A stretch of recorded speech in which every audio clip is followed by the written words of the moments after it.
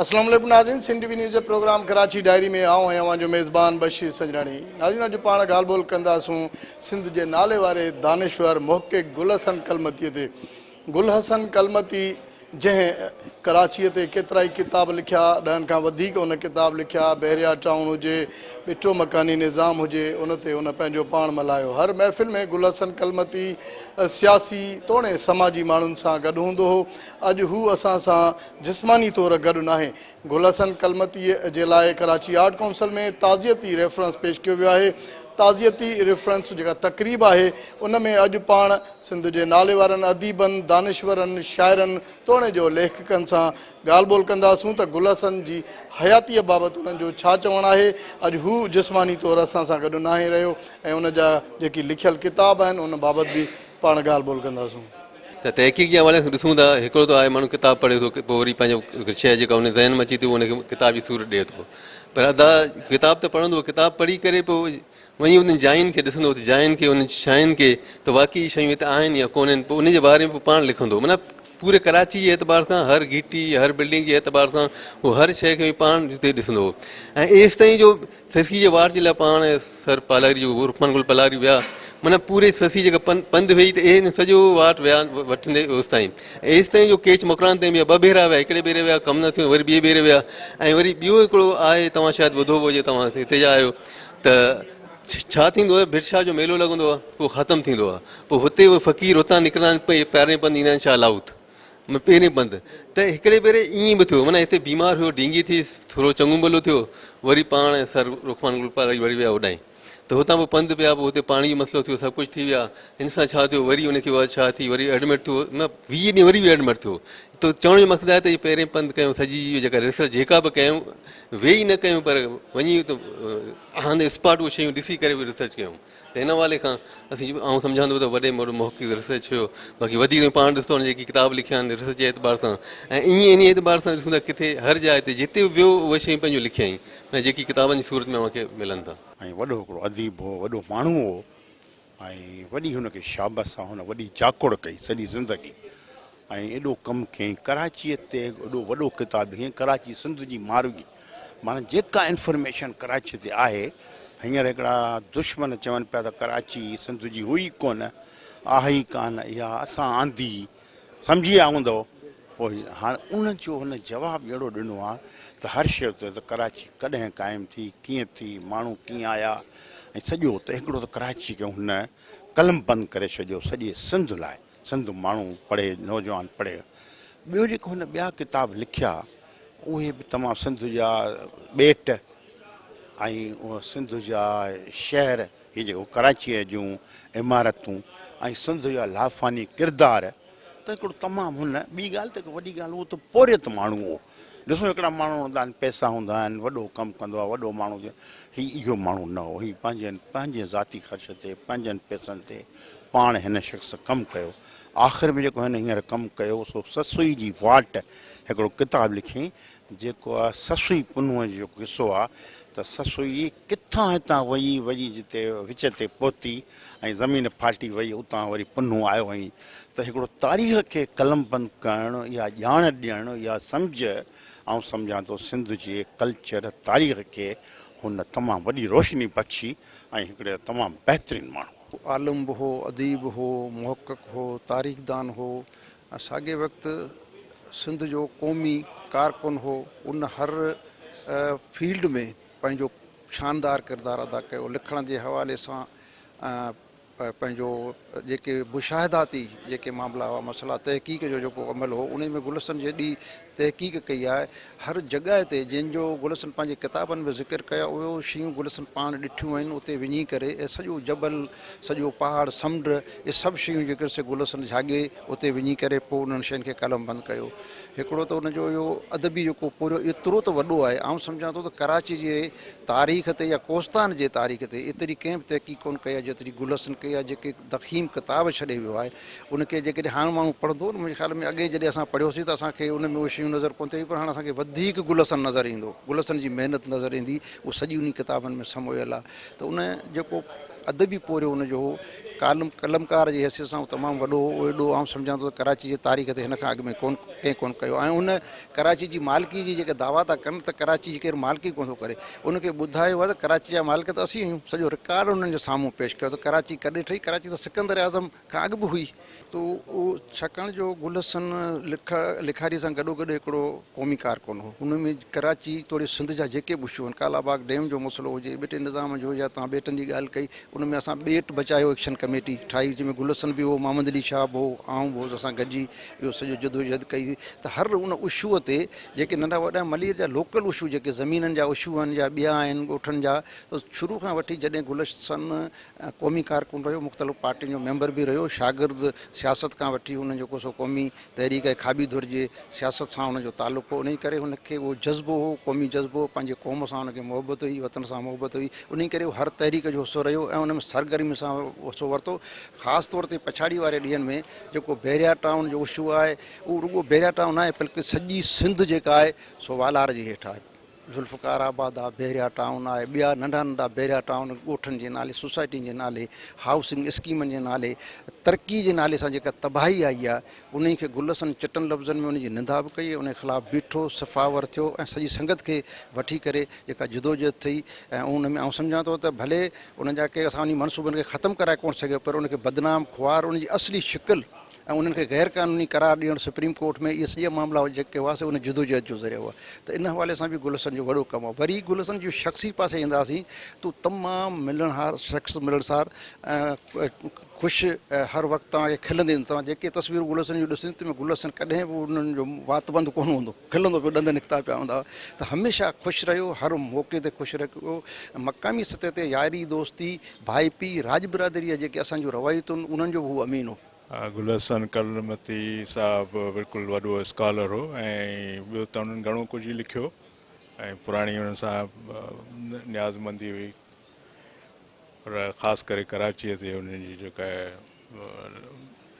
जाखोड़ करे ख़ासि करे पुराणी कराची असांखे जहिड़े नमूने सां इंट्रोड्यूस कराई आहे ऐं वरी मुस्तक़िल तौर ते इंट्रोडक्शन हिकिड़ो रहंदो असां वटि, उहो हुनजो असांजो हिकिड़ो बेबा ऐं अनमोल तोहफ़ो आहे असां ख़ासि करे सिंध जे माण्हुनि जे लाइ ऐं कराचीअ जे सिंधियुनि जे लाइ। सुहिणो माण्हू हो, मोहबती माण्हू हो ऐं बसि वीचारे खे ज़िंदगी एतिरो वक़्तु न ॾिनो, अञा काफ़ी कमु हुनजो रहियल आहे जेको अणछपियल आहे, सिधो कईं पिए।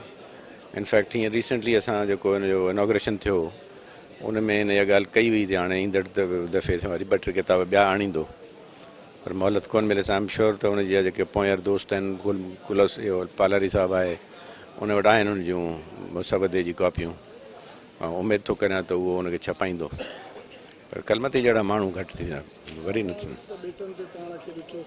इतफ़ाक़ सां उहो हींअर मूं ॻाल्हि दुरानी साहिब सां ॻाल्हि पई कई त सिंध जा जेके सामूंडी ॿेट आहिनि, उन किताब जो बि अंग्रेज़ी तर्जुमो मूं करे चुको आहियां। उहो कराची लिटरेरी फेस्टिवल में 2-3 साल पहिरीं हुनजो इनॉग्रेशन कलमती पाण कयो हो, त हिकिड़ो उहो, ॿियो कराची जा लाफ़ानी किरदारु, इहे 3 किताब मां कया आहिनि। त हाणे वीचारे खे आईंदे बि को कमु हुननि जो मिलियो त आउं ज़रूरु कंदुसि, छो अञा हुनजो काफ़ी कमु रहियल आहे जेको माण्हुनि खे ख़बर न आहे।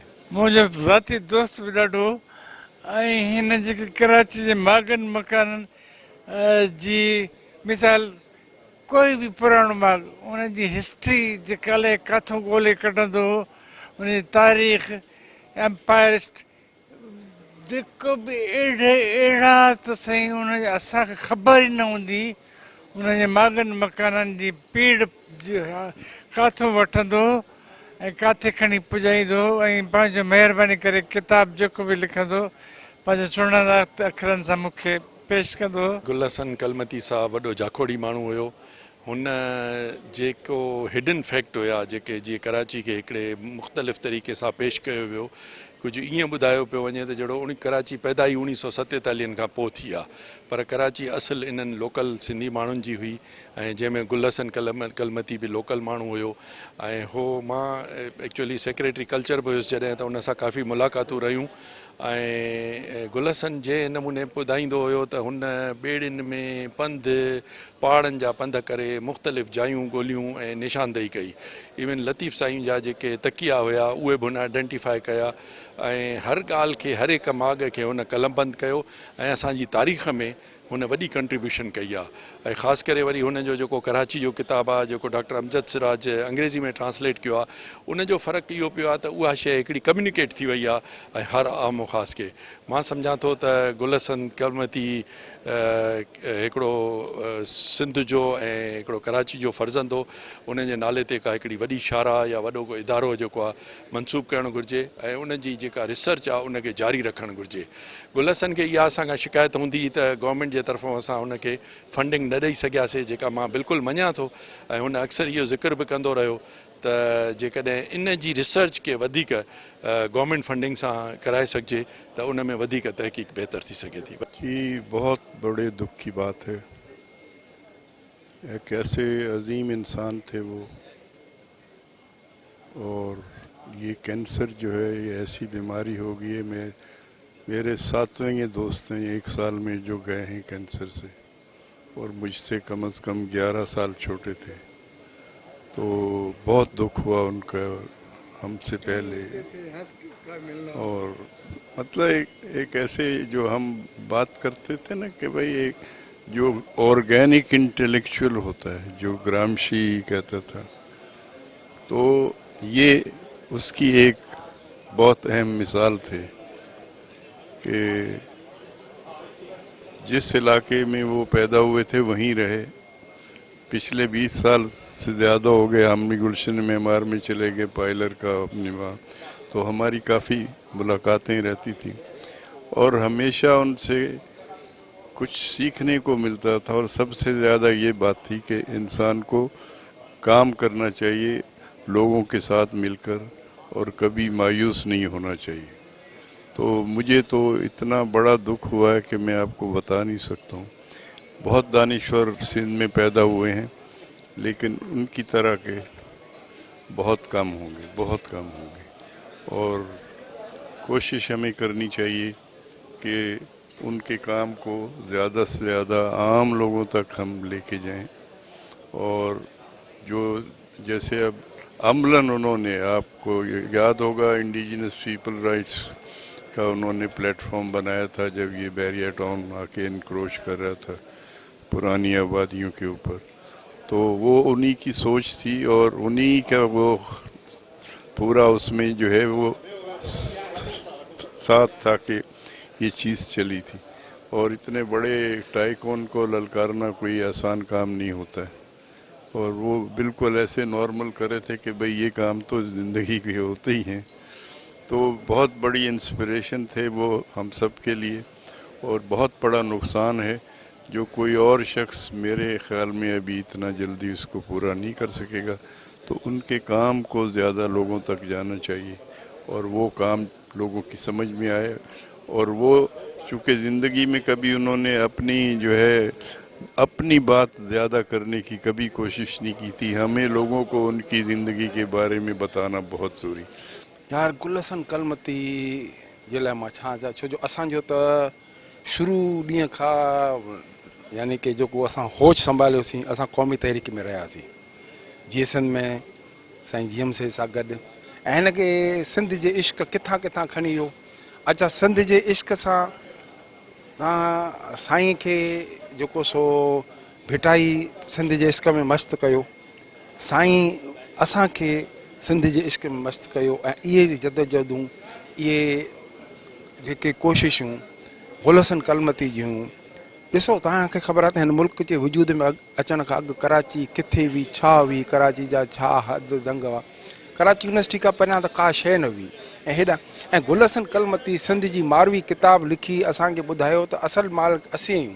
अॼु जेके चवनि था कराची हमारा, उन्हनि जे मुंहं ते हिकिड़ो बाक़ाइदा हिकिड़ो आहे, हाणे मां पार्लियामानी लफ़्ज़ नथो इस्तेमालु करियां, बहरहाल त उन्हनि खे हक़ीक़तनि ख़बर पवे त कराची किथां शुरू थी, कराची किथे, ऐं अॼु कराची जे ॻोठ, असल नाला, मोरड़े जो माॻ। मां हिन खे मोरड़ो चवंदो आहियां, हुकूमत ॾेई छॾिया वफ़ाक़ पे, पाण गुलशन कलमती ॿेड़ियुनि ते चढ़ी करे असां एहतजाज कयासीं। पोइ हिन ॾिसो न लिख असल में हिकिड़ो हूंदो आहे लिखण वारा लिखंदा आहिनि, किताब लिखंदा हुआ, हीअ हिन जी अमली जदोजहद हूंदी। हीअ लिखंदो हो, पाण मैदान अमल में हूंदो हो, ऐं जलस में हूंदो हो, जुलूसनि में हूंदो, एहतजाजनि में हूंदो, रोड रस्तनि ते असां सां गॾु हूंदो। सिंध का और उसमें कराची के हिस्से का एक इतना बड़ा कंट्रीब्यूशन उनका है कि जिसका कोई मिसाल नहीं है। इस तरह से किसी ने भी कराची पर और सिंध पर जो है कभी काम नहीं किया। मैं उस पर ज़्यादा बात नहीं करना चाहूँगा क्योंकि आपसे बहुत दोस्तों ने बात की होगी, लेकिन मेरा ताल्लुक़ है इर्तिक़ा इंस्टीट्यूट ऑफ सोशल साइंसेज से। मुझसे उन्होंने कई साल पहले ये बात शेयर की थी कि एम्प्रेस मार्केट जिस जगह पर बनी हुई है वो जगह असल में वो है जहाँ पर 1857 के हिंदुस्तान में बरतानिया के ख़िलाफ़ होने वाली जद्दोजहद के सिपाहियों को शहीद किया गया था, तोप पर बांध के दागा गया था, फांसियाँ दी गई थी। उन्होंने मुझसे कहा था कि कलीम तुम और मैं मिलकर जो है वो इस जगह पर उस यादगार को कायम करने की कोशिश करते हैं। तो हमने 3 सालों तक जो है वहाँ पर मशालें जलाईं और 1857 के उन शहीदों को जिन्होंने हिंदुस्तान की आज़ादी के लिए इस सिंध धरती, इस सिंध माँ पर जो है वो अपना हक़ अदा किया था, उसको हमने वहाँ पे किया। अब हमारी ख्वाहिश ये थी, मैं और गुल यही बात करते थे कि एम्प्रेस मार्केट की जगह पर जो स्पेस है निकली हुई, वहाँ पर हम 1857 के उन शोधा की यादगार बनाएं। ये अब मेरा मिशन है। ये मेरा और उसका गुल का साथ का एक मिशन था। गुल हमारी इर्तिक़ा इंस्टीट्यूट की एग्जीक्यूटिव कमेटी के मेंबर भी थे और मैं इंडिजीनियस राइट्स मूवमेंट का एक मजबूत साथी हूँ। तो इसमें यह है कि आप भी हमारी मदद करें कि एम्प्रेस मार्केट पे उन शोधा की यादगार बन सके जिन्होंने अंग्रेज़ों के ख़िलाफ़ इस धरती पर, इस सिंध माँ पर जो है वो कुर्बानी दी। गुलशन कलमती असांजो ॾाढो प्यारो दोस्त हो। मां जॾहिं कराची यूनिवर्सिटी में पढ़ाईंदो हुउसि त हुनजी दाख़िला हुन अचे वरिती जर्नलिज़म डिपार्टमेंट में। उन दौर खां उन सां हिकिड़ो तालुक़ु रहियो। हिकिड़ो निहायती सचो ऐं मुख़लिस इंसानु हो ऐं कराचीअ जी तारीख़ जो मां सम्झां थो उन खां वॾो को मुहक़िक़ ऐं को तारीख़दान कोन्हे। कराचीअ जी घटी घटी, कराचीअ जे घर घर, कराचीअ जे रस्तनि, कराचीअ जे माण्हुनि, कराचीअ जे शख़्सियतुनि बाबति हुन जेके हिकिड़ो त कराची किताबु लिखियो अथसि जेको डॉक्टर अमजद सिराज साहिबु जंहिंजो अंग्रेज़ीअ में तर्जुमो कयो आहे, एंडोमेंट फंड हुनखे छपियो आहे। असांजे शाह अब्दुल लतीफ़ भिटाई चेयर जे बि हिकिड़े प्रोजेक्ट ते असां गॾिजी कमु कयो, ससी जी वाट।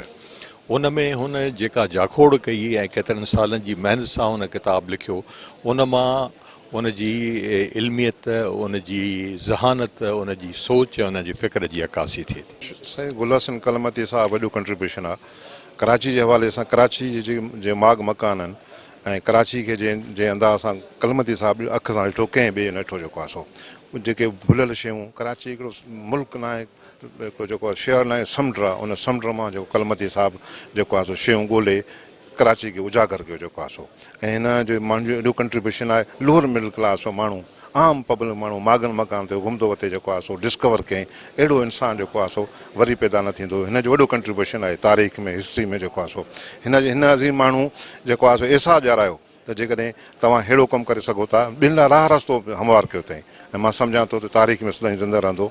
कलमती साहब जो बहिरिया वारे मसइले ते वॾो कंट्रीब्यूशन, कलमती जो इंडियन अलायंस जे हवाले सां जेको आहे सो ज़मीनूं, इहे माग मकान सभु हुकूमत गॾिजी जेको आहे सो पुलट करे थी। उन पुलट ख़िलाफ़ु हिन जो वॾी जदोजहद आहे, सदाईं जेको आहे सो ज़िंदा रहंदो। ऐं असां सम्झूं था त असांजी कलमती जे जेको मैसेज आहे, पैगाम आहे, उनखे उजागर करण जी ज़रूरत आहे, उनखे अॻिते वठी वञण जी ज़रूरत आहे। कोशिशि कजे त उनजे लाइ का एकेडमी ठाहिजे या उनजे लाइ जेको आहे सो हिकिड़े क़िस्म जो इंस्टीट्यूट ठाहिजे त कलमती सदाईं ज़िंदा रहंदो। साईं आउं सम्झां थो त गुलशन कलमती ओचितो ॾाढाणो सिंध जी तारीख़, सिंध जी अदब ऐं तहक़ीक़ लाइ वॾो हिकिड़ो आञो आहे। ऐं कलमती हिकिड़ो कमिटेड माण्हू हुन कराची जे शख़्सियतुनि, कराचीअ में जेके गुज़िरियल 70 सालनि में कुलोर थिया आहिनि, सिंध जो गादी वारो शहरु आहे। ऐं उन सां जीअं सिंध खे मिटाइण जी कोशिशि कई वई आहे, उनखे हिन वरी यादि कयो। उहे शख़्सियतूं जिन कराची खे ठाहियो, उन ते किताबु लिखी, कराची जी राणी ते किताबु लिखी। ऐं वॾी ॻाल्हि त शाह लतीफ़ जे अहम किरदारु ससीअ जे पंध ई पेचर में जेको किताबु लिखी वियो आहे, आउं सम्झां थो न विसरंदड़ आहे। हुनखे जेतिरो बि यादि कजे घटि आहे। आउं सम्झां थो त हुनजो रहियल कमु तमामु घणो आहे, सो हुन दोस्तनि खे चवंदुसि त उहो गॾु करे ॾियनि त जीअं सिंध जे सकाफ़त खाते तरफ़ां उहो शाये कयो। असांजो मोहसिन हो आर्ट्स काउंसिल जो मेंबर हो ऐं कल्चर डिपार्टमेंट में कई महकमनि में और कई उहदनि कई कमेटियुनि में हो। आर्कियोलॉजी ऐं कल्चर हुनजो शौक़ु हुआ।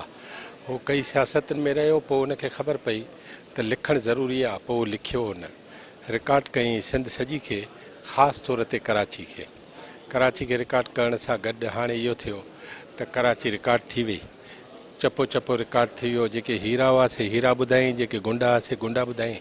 हाणे उनजे करे छा थियो आहे त फस्ट क्लास कमु इहो थियो त गुलशन कलमती जेके अमर लिखणियूं ॾेई वियो, उन में हू मरी नथो सघे, अमर रहंदो। नाज़रीन, अॼु कराची डायरीअ में पाण गुलशन कलमतीअ ते सिंध जे अदीबनि, दानिशवरनि, शाइरनि तोड़े लेखकनि सां कराची जे आर्ट काउंसिल में ॻाल्हि ॿोल कईसूं। कराची आर्ट काउंसिल में गुलशन कलमतीअ जे विछोड़े ते हिकु तक़रीब मुनक़िद कई वई, जंहिंमें अदीबनि, दानिशवरनि, लेखकनि तोड़े जो शाइरनि वॾे अंग में शिरकत कई। अक्सर जेके मुक़ररु हुया उन्हनि जो चवणु हो त गुलशन कलमती ख़ासि करे राजधानी वारे शहर कराची जे लाइ घणो कुझु लिखियो। हुन पंहिंजी हयातीअ में 10 किताब आंदा ऐं अञा बि 10 खां 12 किताब अहिड़ा आहिनि जेके छपजण जे लाइ आहिनि। सिंध हुकूमत सहकार कंदी त उहे छपजी सघनि था। गुलशन कलमती हिकिड़ो मज़ाहमती किरदारु हुयो जेको बहरिया टाउन सां गॾु मकानी ॿिठो निज़ाम हुजे या वरी ॿेटनि ते जेकॾहिं कब्ज़े जी ॻाल्हि अचे त गुलशन कलमती सभ खां अॻभरो हूंदो हुयो। गुलशन कलमती हमेशह जॾहिं बि मिलंदो हो त हू खिलंदो रहंदो हुयो ऐं जॾहिं बि पंहिंजी ॻाल्हि कंदो हो त पुर एतमाद थी करे ॻाल्हि कंदो हो। मुक़ररनि जो इहो बि चवणु हो त गुलशन कलमती अॼु असां सां गॾु आहे, छाकाणि त हू जिस्मानी तौरु असां खां विछड़ियो ज़रूरु आहे, पर किताबनि में अॼु बि गुलशन कलमती ज़िंदा आहे ऐं हू असां सां गॾु आहे। रूहानी तौरु गुलशन असां खां विछड़ियो न आहे। कराची डायरी जे अॼोके प्रोग्राम में पंहिंजे मेज़बान बशीर संजराणी ऐं वक़ार शेख खे ॾींदा इजाज़त। अल्लाह भाई।